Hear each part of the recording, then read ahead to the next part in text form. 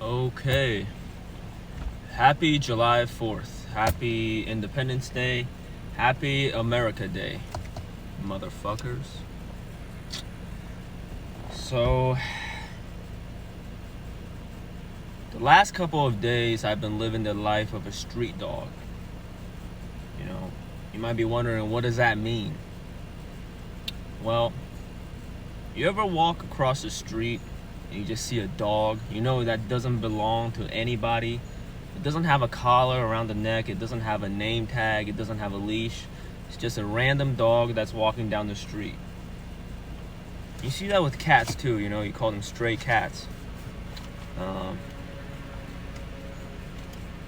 And I've been living life the last couple of days like that, Ever since I moved out of my first apartment in Queens, I've been just living on the streets, so to speak. And a couple of those nights I've been staying at a hostel, and plenty of tourists, people from Brazil and Europe, Latin America visiting, staying at the hostel because they came here for the World Cup and whatnot. So I met a lot of international people, But right in front of the hostel, there's this church. And in front of the church step, there's always this homeless, tall-ass motherfucker that always sleeps on the steps of the church, right? And he always has a brown paper bag with an alcohol bottle in his hand while he's asleep. And sometimes, I pass by, I look at him, I'm like, you know what, that's how you gotta live life, just free. He doesn't even have to pay a single dime to sleep, That's the crazy thing, right? People out here, they're paying $3,000, $2,000, $5,000 for rent to have a roof and a bed. And this motherfucker just sleeping for free in front of a church. And I'm paying $80, to stay at a hostel. So I think I might join him tonight and just sleep on the church steps for free. But yeah, I've been living the life of a street dog or a stray cat, however you want to call it.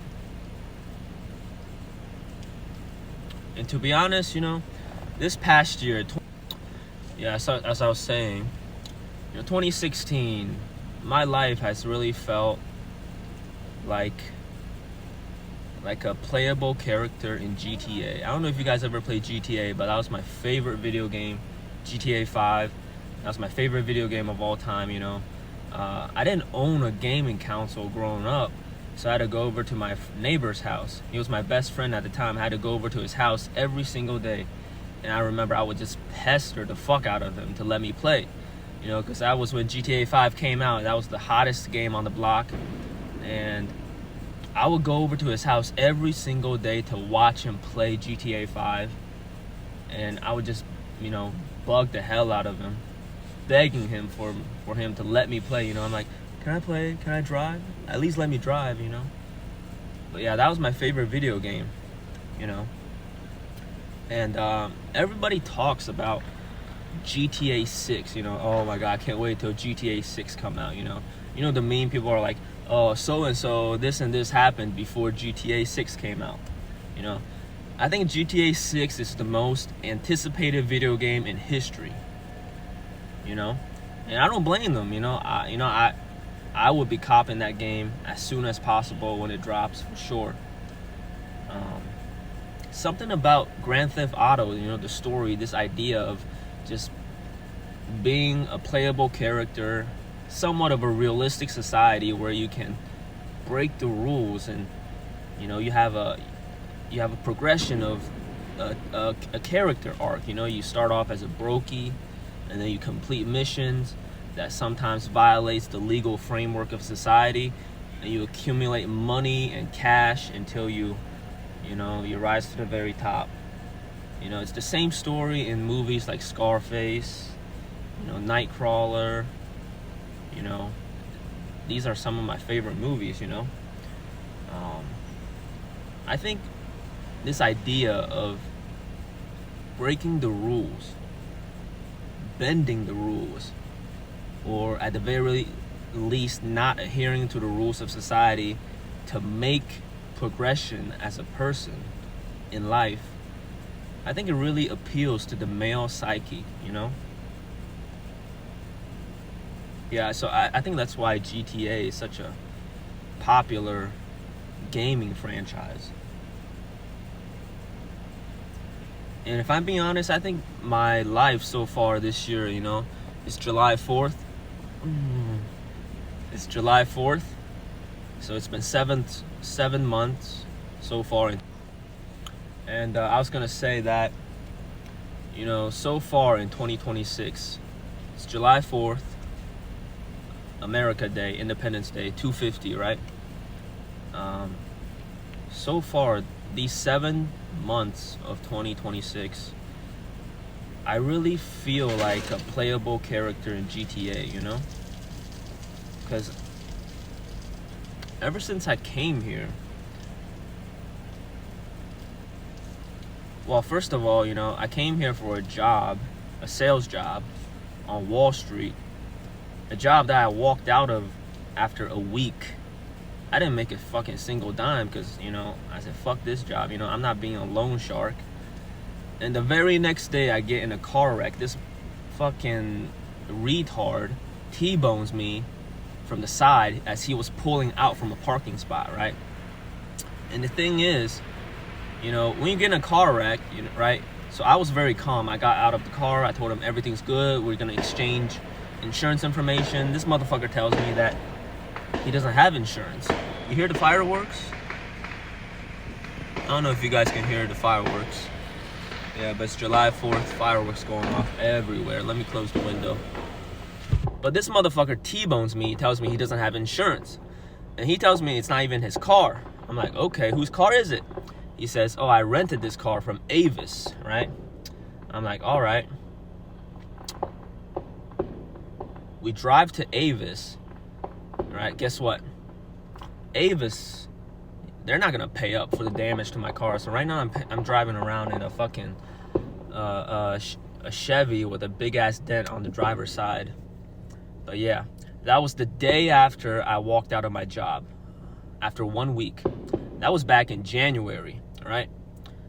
And then from January to middle of February, I was literally hustling on the streets for money, you know? Talking about, you know, fucking all kinds of side gigs I find on Craigslist, passing out flyers and shit just to make $80. I met this guy, right? He ran a chiropractic office in fucking Manhattan, right? He's kind of like on the spectrum, you know? He's like a genius when it comes to the human body, but he's kind of like, you know, autistic, spaz, you know? So I met him. He's like, he needs help on marketing. I'm like, okay, no problem. What do you need? He says, I need you to pass out flyers to everybody you see, to get them to come to my office to get a chiropractic adjustment. I'm like, sure, no problem, right?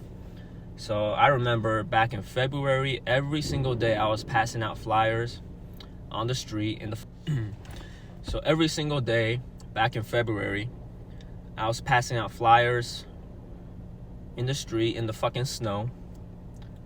My fingers would fucking freeze. And that was how I made money, you know? I would make like $80 a night, $80 a day. And then I did that for like 2 or 3 weeks.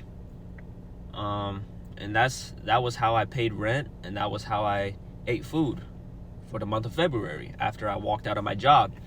And then I found this new fucking health insurance job. It's like a customer service job, which I worked from March to June. I was making fucking like, you know, maybe like $2,000 a month. Barely enough to carry that shitty, you know, barely enough to cover the rent in my shitty basement room in Queens, you know. But that was my life, you know. I was sleeping in a room, you know, that didn't have any AC or heat, so I had to sleep with 6 layers on, you know, 3 layers of blankets, 3 layers of shirts. That was how I stayed warm, you know. And but I would find like I was forced to find unorthodox ways of making money, you know. One night I'm fucking bartending in fucking karaoke bars. The next morning I'm fucking selling flags on the streets. Next thing you know, I'm fucking driving a forklift in the police station, fucking stacking pallets and shit. But that was my life from January to July, just fucking going on side missions. I was meeting all kinds of fucking interesting people, I told you about the autistic chiropractor who needed help with marketing. I met a bunch of other people. Honestly, I don't even fucking remember. Who else did I meet? Like last night, right? I met this woman. I was playing pool at the hostel, and this black woman, I want to say probably in her 40s or 50s, right? She's playing pool by herself. So I joined her. I'm like, hey, you want to play 1v1? And then she was like, sure, why not? So we were talking shit, going back and forth, playing 1v1. And then she tells me that she used to be a singer, but now she's a writer who also travels as a author. She's writing a book, and she was telling me about how, it's easy to make money in New York because there's always something going on. And he gave me an example that she had a friend who was a straight man, decided to strip dance at a gay club and made $2,000 for one night, right? All he did was take his shirt off and fucking flex on the stage, and these motherfuckers threw $2,000 of cash at him for one night, right? And I was like, yeah, no way I'm doing that. But she was telling me how she, back in the day, she was out on a run in the morning, and she ran into this old man who said hi to her, And then the old man was like, hey, I'll pay you if you buy my groceries, And then the woman ended up spending a whole day with the old man, buying groceries, cleaning his house. And then she was like, I decided to take my shirt off and just clean the old man's house topless. And she ended up making $1,500 for the old man, who was a famous author, right? A very famous author who died a few years ago. Turns out it was David Attenborough. I heard of the name before, but I don't, I'm not really familiar. I'm pretty sure that's a famous writer, right?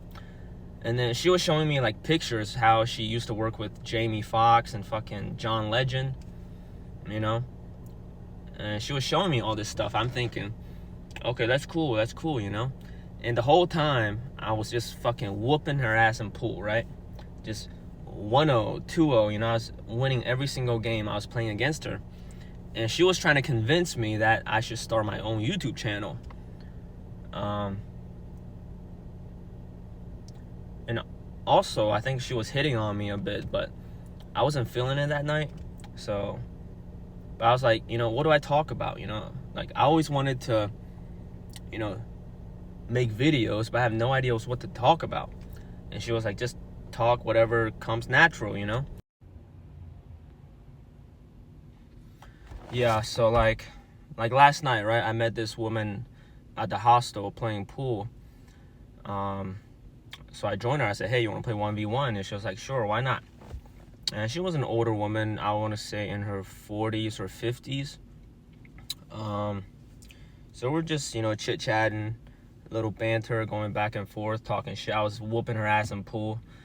I asked her to put money on it because I love to gamble. And she was like, she told me she had $100, but she wasn't going to bet anything.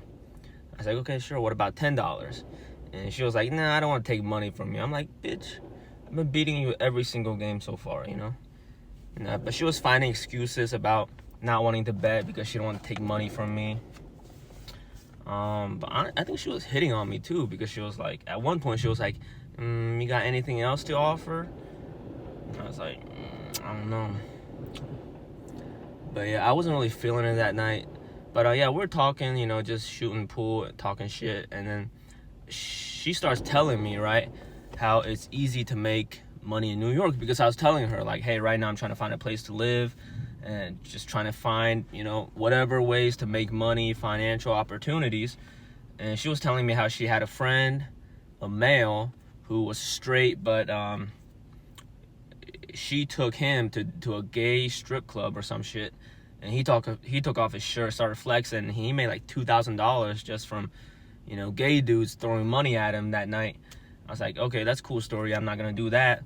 But then she starts telling me about how this one morning she goes out to a run back in her heyday, and she meets this old man, and this old man asks her to, for her to buy him groceries, and he will pay him, right? And they started talking, and then basically she spends that day helping the old man buying groceries and cleaning his house. She took all her clothes off. She was cleaning the house naked.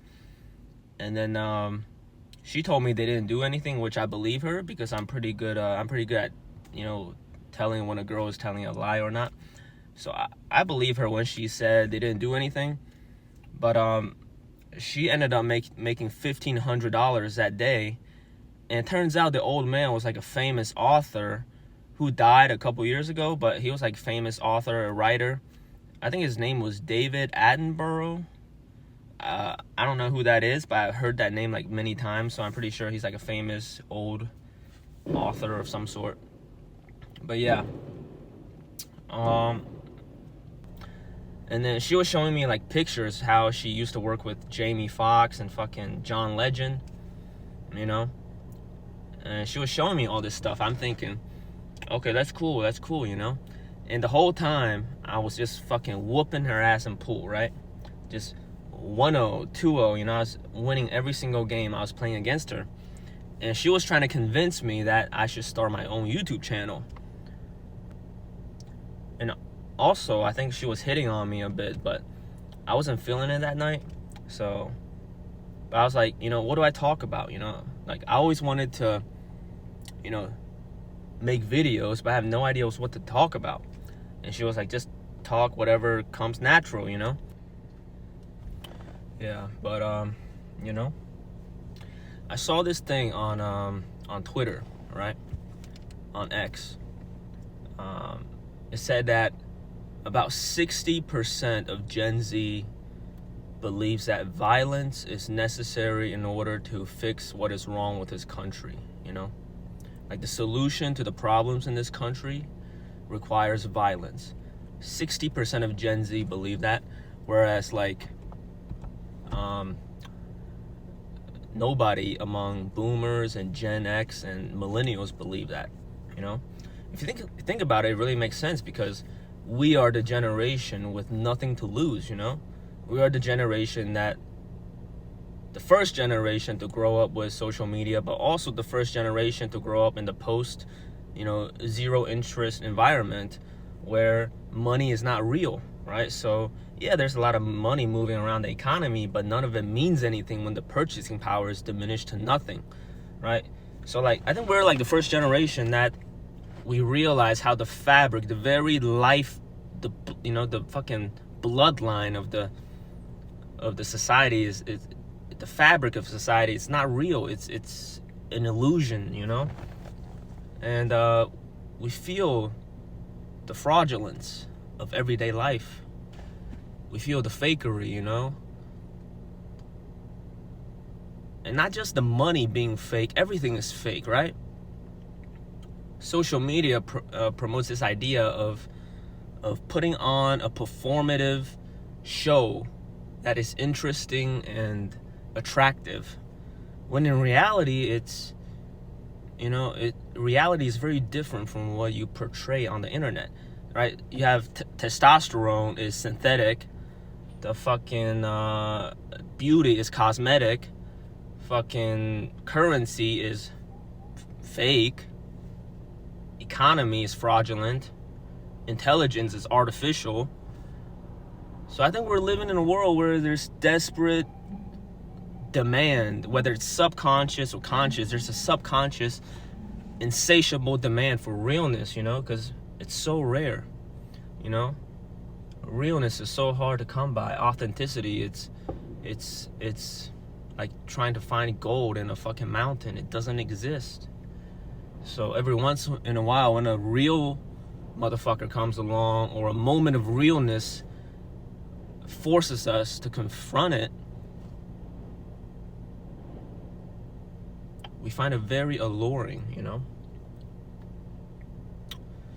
But yeah, what the fuck was I talking about? Tomorrow, I think I found my next spawn point in this city, right? So my first spawn point was in Queens, that shitty room in a basement with cockroaches and centipedes and black mold on the toilet. That was my first spawn point. It was terrible, but I have fond memories of it because it's my first spawn point in this big ass map of territory for me to explore. But I think I found my second spawn point, right? It's probably gonna be somewhere in East Flatbush, Brooklyn.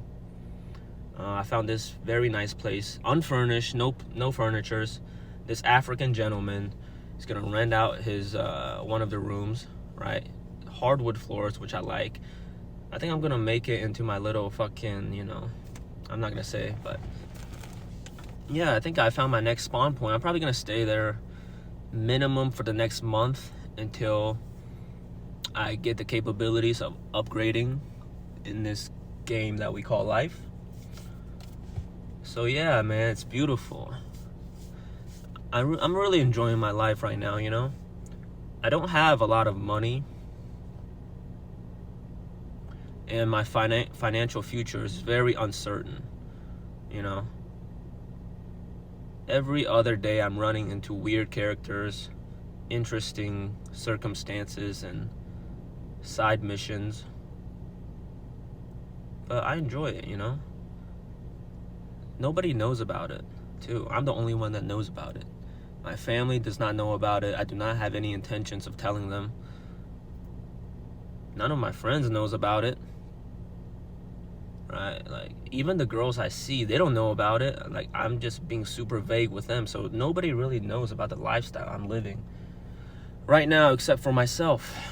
And for the foreseeable future, that's the way I want to live life. You know, it's very enjoyable. At least when it's hot, right?